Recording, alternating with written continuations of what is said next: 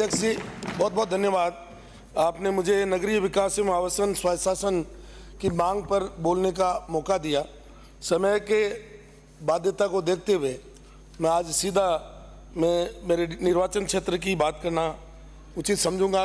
बाकी कोई समय बचेगा तो मैं और बात करूंगा। माननीय अध्यक्ष महोदय, अभी माननीय मंत्री जी की तरफ से शायद दूसरे मंत्री महोदय नोट कर रहे हैं। मैं आपको कहूंगा कि मोदी जी बार बार चर्चा करते हैं अमृतकाल की, और हम उनके अमृतकाल की योजनाओं का भी स्वागत करते हैं। अमृतकाल में डीडवाना को जो पैसा मिला, और मेरे से पहले जितने वक्ता बोले विशेष रूप से सत्ता पक्ष के, क्योंकि ये पक्ष तो पिछली बार सत्ता में खुद था, इसलिए ईओ, नगरपालिका चेयरमैन इनके अधिकार क्षेत्र में थे, तो जितने भ्रष्टाचार की बातें आ रही हैं वो इधर से ही आ रही हैं, और इधर से मंत्री जी जरूर सुनेंगे। मैं भ्रष्टाचार के 7 नमूने बताऊंगा। अमृतकाल का जो पैसा आया हमारे सिंगी तालाब, जीर्णोद्वार और कचौलिया तालाब का, उसमें जो उसकी डीपीआर थी उसके विरुद्ध काम हुआ। और पर्ची की जो बात की जाती है ना, पर्ची की, पर्ची सरकार, पर्ची सरकार, ये वास्तव में अगर कहीं देखना हो तो पिछले 5 वर्षों में डीडवाना में चला, एक घर से पर्ची आती थी, वो ईओ को पर्ची जाती, उसी को ठेका मिलता, ईओ को पर्ची जाती, उसी को सफाई का काम मिलता, ईओ को पर्ची जाती। यानी वास्तव में पर्ची का अगर किसी ने दुरुपयोग किया है तो वो तत्कालीन विधायक डीडवाना ने किया है, और उसकी अगर जांच हो गई तो मैं जिम्मेदारी से कह रहा हूं कि उसमें इतनी जबरदस्त कार्रवाई होगी कि नगर पालिका का दुरुपयोग। माननीय अध्यक्ष महोदय, हाँ वो आपने किया है, तो मैं माननीय अध्यक्ष महोदय, हाँ, मैं नगरपालिका अधिनियम जवाब तो बोलते, नगरपालिका अधिनियम 2009 की बात करूँ। माननीय अध्यक्ष महोदय, मैं नगरपालिका अधिनियम 2009 की बात करूंगा। उसमें लिखा है कि नगरपालिका की सामान्य साधारण बैठक 60 दिनों के भीतर एक बार हो जानी चाहिए। पिछले 2 साल से कोई बैठक नहीं हुई, सिर्फ पर्ची से काम हुआ। तो मैं आपसे निवेदन करना चाहता हूं माननीय अध्यक्ष महोदय, चाहे IDSMT, यहाँ भी पर्ची से काम होता है। हाँ, IDSMT यहाँ भी हो रहा है, नहीं यहाँ पर्ची से हो रहा है ना, आपके यहाँ पर्ची से हो रहा है। IDSMT, माननीय अध्यक्ष महोदय, IDSMT में एक 8 करोड़ 56 लाख का काम शुरू किया, 10 साल पूरे हो गए, और उस पैसे का जिस तरीके से दुरुपयोग किया गया, एक काम जो टाउन हॉल बन रहा है वो अधूरा पड़ा है, और उस पैसे को दूसरी तरफ डाइवर्जन कर दिया गया, और किस तरीके से उसका दुरुपयोग। सीवरेज परियोजना फर्स्ट और सेकंड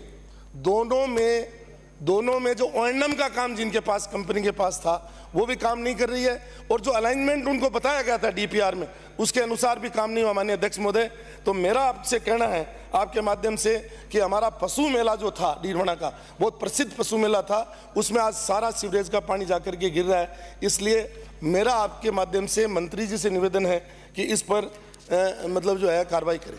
जहां पत्रावलियां गायब हुई हैं, माननीय अध्यक्ष महोदय, ये एक डीडवाना की बात नहीं है, यहां से भी खूब आवाज आई कि जो पहले पट्टे काटे गए और पट्टे काटने के बाद में उनकी पत्रावलियां गायब हुई, और जिस तरीके से पत्रावलियां गायब हुई, माननीय अध्यक्ष महोदय, मुझे अफसोस है कहते हुए कि नगरपालिका चेयरमैन ने अपने नाम से 891, 848, 800 गज के पट्टे ले लिए, और आज उनकी पत्रावलियां नहीं मिल रही है, और मंत्री जी के मुंह से रोज सुन रहे हैं कि हम पत्रावलियां ढूंढ लेंगे।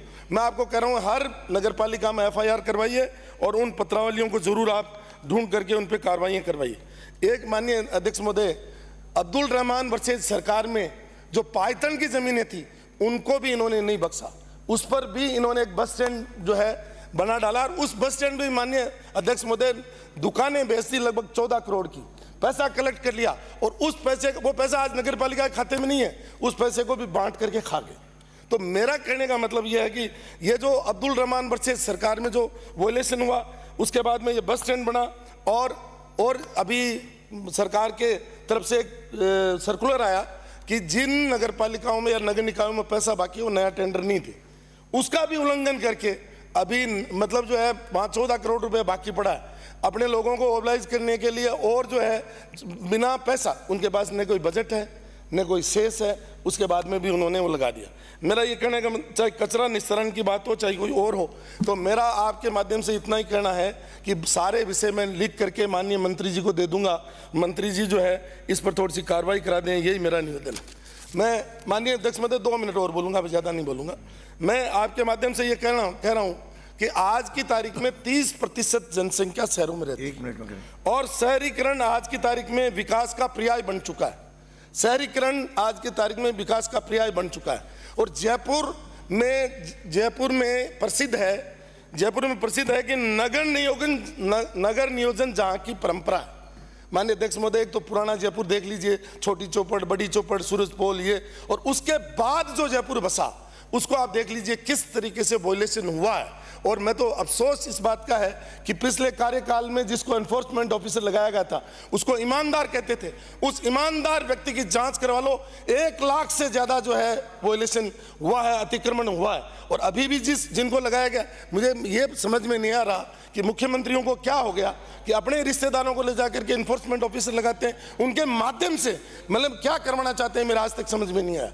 इसलिए मेरा आपके माध्यम से ये कहना है कि अगर वास्तव में शहरों का सही विकास करना चाहते हैं तो ईमानदारी से काम करने की कोशिश करें। आज अभी मैं इनकी रिपोर्ट पढ़ रहा था माननीय अध्यक्ष महोदय, ये इनका वार्षिक प्रतिवेदन पढ़ रहा था। लोग, बस एक लाइन लास्ट बोलूंगा, ये मैं ये कह रहा हूं कि दूसरे पेज पे ही इन्होंने लिखा है कि 240 नगरीय निकाय। मेरा कोई कमी निकालना मेरा उद्देश्य नहीं है, और जबकि उसी पेज पे दूसरी लाइन लिख रहे हैं 282 है। तो पहले ये तय कर ले इनके प्रतिवेदन कौन दस्तखत करता है, इनके प्रतिवेदन कौन पेश करता है। क्योंकि हमारी गलती इतनी है कि हम पढ़ करके आते हैं, तैयारी करके आते हैं माननीय अध्यक्ष महोदय आधे घंटे 1 घंटे की, और आप उसको 5 मिनट में सबमिट करवाते हो, समाप्त करवाते हो। इसलिए हमारा निवेदन है, सक्षम लोग अपनी महत्वपूर्ण बात 5 मिनट में भी पूरी कर लेते हैं। कर दी हमने तो आपको कर दी, अगर जांच हो जाएगी तो सब सामने आ जाएगा। और जो मैंने मुख्य बात कही है एनफोर्समेंट ऑफिसर की, वो मेरे आज तक समझ में नहीं आया। मैं भी जयपुर में रह रहा हूँ माननीय अध्यक्ष महोदय 40 साल से, कि ये जयपुर किस तरीके से बेतासा बस रहा है, सब देख रहे हैं। और मुझे उम्मीद है कि ये सरकार इस पर कार्रवाई जरूर करेगी। प्रताप, धन्यवाद।